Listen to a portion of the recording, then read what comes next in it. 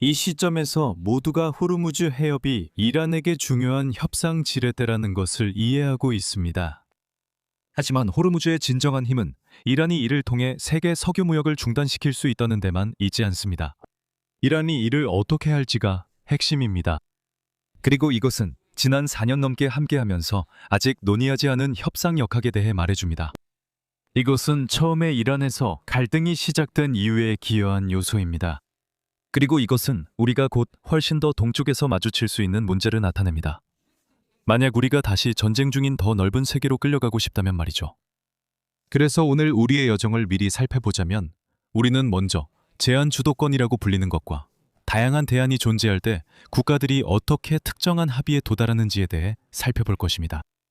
다음으로 제한 주도권의 균형이 군사력 변화로 전쟁 발생을 어떻게 결정할 수 있는지 살펴보겠습니다. 마지막으로 대만이 이란과 달리 어떤 일을 할 수 있는지, 그리고 그것이 문제를 완화할 수 있을지 살펴보겠습니다.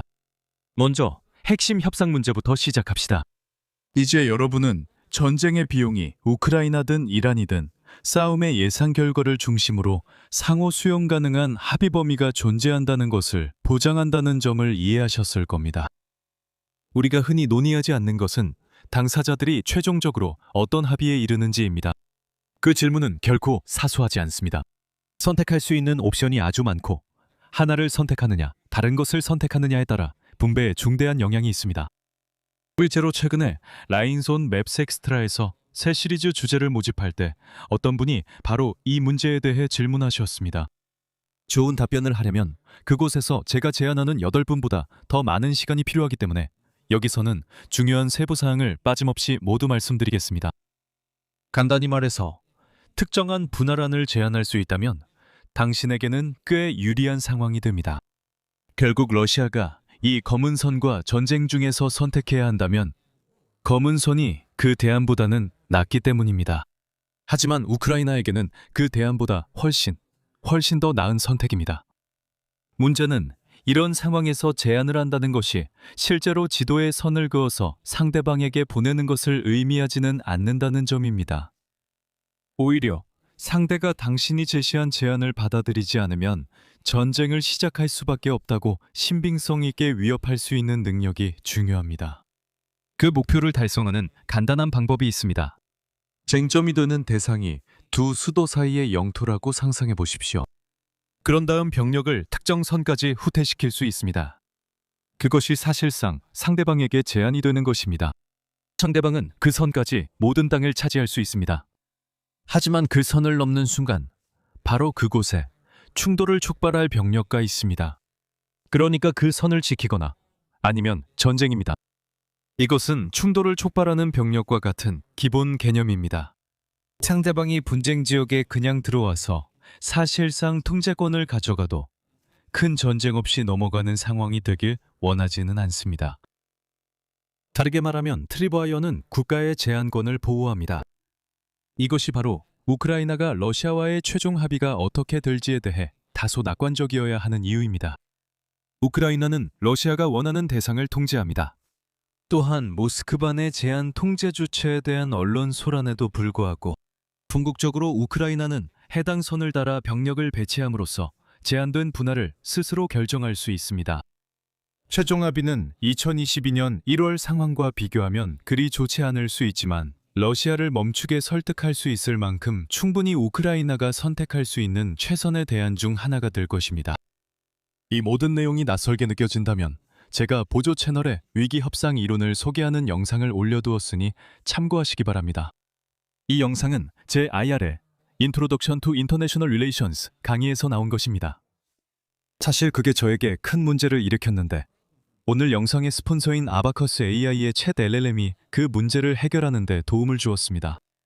보시다시피 그 영상들은 대본 없이 촬영된 것이었습니다. 오디오 처리 도구를 사용해서 녹취록을 만들 수는 있었지만 여전히 정리되지 않은 텍스트 덩어리만 남게 되었습니다. 학생들에게 학습 자료로 제공하고 싶은 형태는 아니었죠. 그럼 그냥 LLM에 넣어서 문장들을 제대로 된 단락으로 나누면 되겠죠? 그렇게 간단하지 않습니다. 일부 모델은 텍스트를 완전히 새로 작성해 전혀 다른 강의처럼 만들기도 했습니다. 그게 챗 LLM의 큰 장점입니다. 하나의 구독만으로 모든 주요 개별 서비스를 이용할 수 있습니다. 클로드 오프스, 그록, 제미니 프로, 채치크, 그리고 훨씬 더 많은 서비스들이 있습니다. 한 모델 답변이 마음에 안 들면 다음 모델로 바로 넘어갈 수 있습니다. 챗 LLM에는 플럭스와 나노바나나의 이미지 생성 기능, 그리고 소라와 클링의 비디오 생성 기능도 포함되어 있습니다. 그리고 chelm.abacus.ai/linesmaps에 접속하시면 됩니다. 첫 달은 단 7달러에 이용하실 수 있고 이후에는 매달 10달러가 청구됩니다. 오늘 영상의 스폰서인 에바카스 AI의 챗 LLM에 다시 한번 감사드립니다. 이란으로 다시 돌아가서 호르무즈 해협에 대해 말하자면, 이란은 사실상 그 해협에 대한 실질적인 제한권을 가지고 있습니다. 테헤란에 있는 누구도 워싱턴의 허락을 받아야 통행료를 부과할 수 있는 게 아닙니다. 그들은 통행료 제도 시행을 발표하고 모두가 돈을 내거나 공격 위험을 감수해야 합니다. 분명히 그것은 미국이 이의를 제기할 행동입니다. 미 해군은 전 세계의 항해의 자유를 무엇보다 중요하게 생각하고 국가들이 자연수로에서 보호비를 부과하는 것은 절대 용납하지 않습니다. 인공수로라면 물론 마음껏 해도 됩니다. 하지만 호르무즈 해협은 신이 준 자연수로이므로 통행료는 사실상 국제무역에 대한 세금입니다.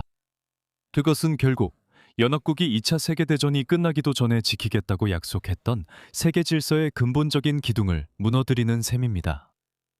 이제 이란이 일방적으로 통행료를 부과하려고 시도할 수 있다는 것은 이란이 그 계략을 성공시킬 수 있다는 것을 의미하지는 않습니다. 미국은 언제든지 그 제안을 거부하고 폭격을 시작할 수 있습니다. 제한권이 있다고 해서 양측의 분배를 최종 결정할 수 있는 것은 아닙니다. 이는 다른 당사자와 직접 협력하지 않고도 시스템을 구현할 수 있다는 뜻입니다. 호르무즈 상황이 이란이 제한권 전체를 완전히 통제하고 있다는 것을 의미하지도 않습니다.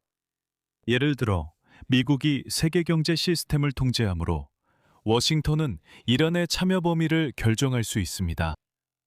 하지만 호르무즈에서 나오는 제한권의 일부는 이란이 협상 범위 내에서 합의가 어디에 위치할지 더 잘 통제할 수 있다는 것을 의미합니다. 결과적으로 이는 이란이 어떤 협상된 합의에서도 더 매력적인 몫을 받게 된다는 것을 의미합니다. 넓게 보면 지금까지 제한권을 가지는 게 장점만 있는 것처럼 보입니다. 그리고 실제로 협상을 설계할 수 있는 무한한 방법들 중에서 당신이 일방적으로 제한자가 되는 것보다 더 나은 협상 방식은 없다는 것이 수학적으로 증명되었습니다. 다른 대안들은 당신에게 실질적인 이득 없이 상대방에게 협상력을 넘겨줄 뿐입니다. 참고로 그 논문은 제가 대학원에 다닐 때 쓰여졌고, 첫 번째 저자는 제 논문 지도교수 중 한 분이었으며 두 번째 저자는 로체스터에서 저와 같은 시기에 있던 동료 중 한 분입니다. 어쨌든 페이와 켄켈의 연구 결과는 질문의 범위를 한 시기의 협상 집합으로 제한하며 시간이 지남에 따라 권력 균형이 변화할 것으로 예상되는 상황은 포함하지 않습니다. 불행하게도 지금과 미래 사이의 권력이 변화할 때, 예를 들어 이란이 핵무기를 개발할 수도 있기 때문에 이상한 일이 발생합니다.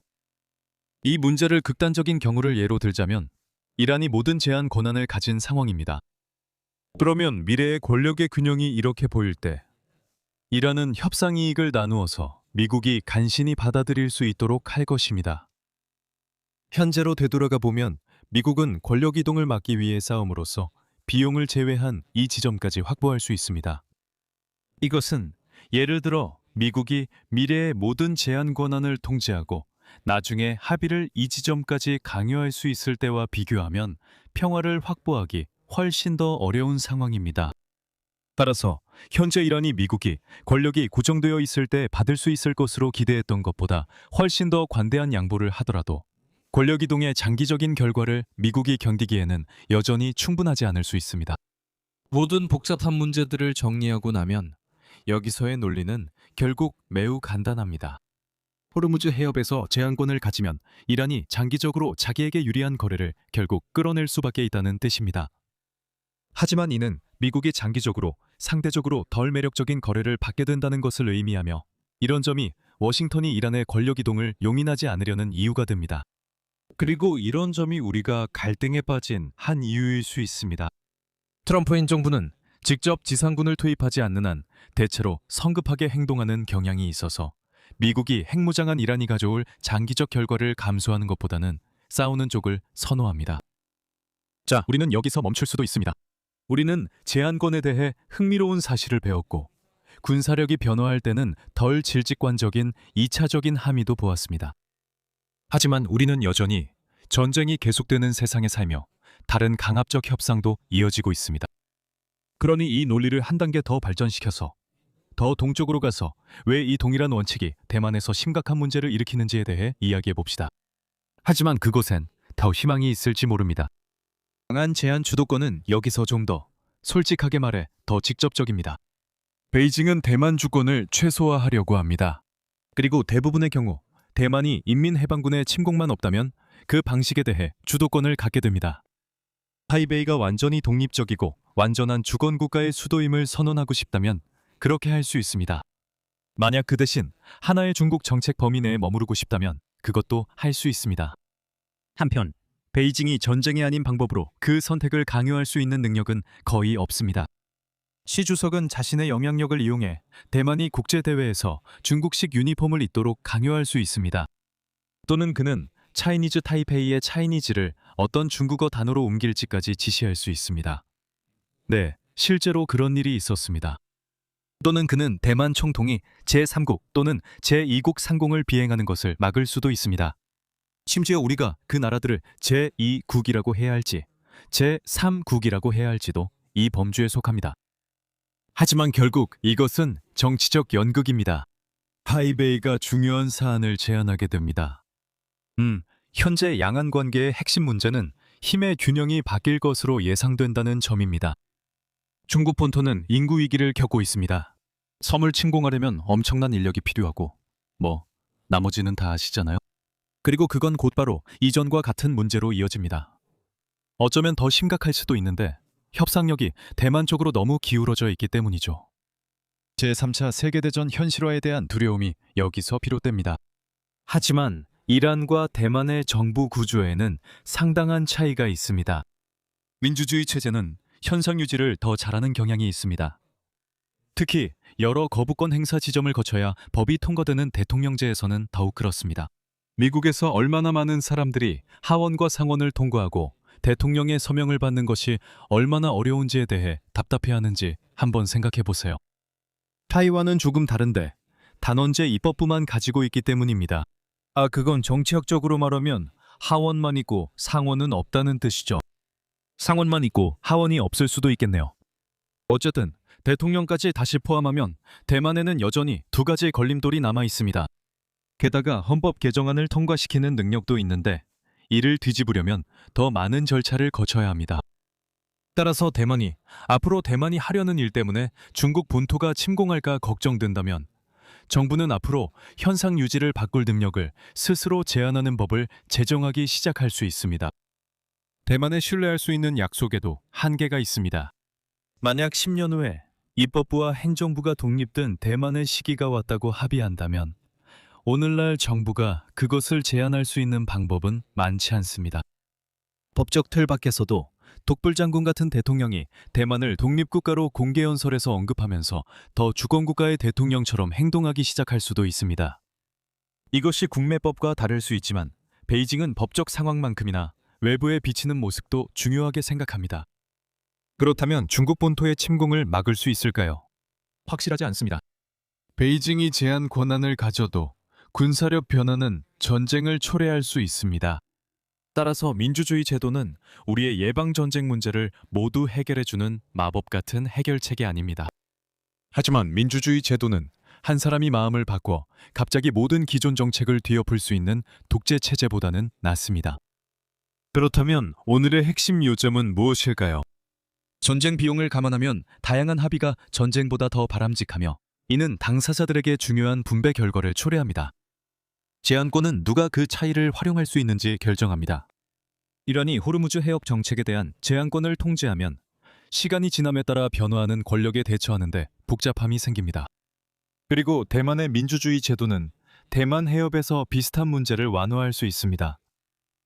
제가 처음에 말씀드렸듯이 오늘의 주제는 원래 라인선 맵스 엑스트라의 새 시리즈를 위해 받은 질문에서 나왔습니다. 그 시리즈에서는 시청자분들의 주요 궁금증을 8분 이내로 답변하려고 합니다. 여기서 전체 재생 목록을 확인하세요. 오늘 영상이 재미있으셨다면 좋아요와 공유, 구독 부탁드리고요. 다음 시간에 또 뵙겠습니다. 안녕히 계세요.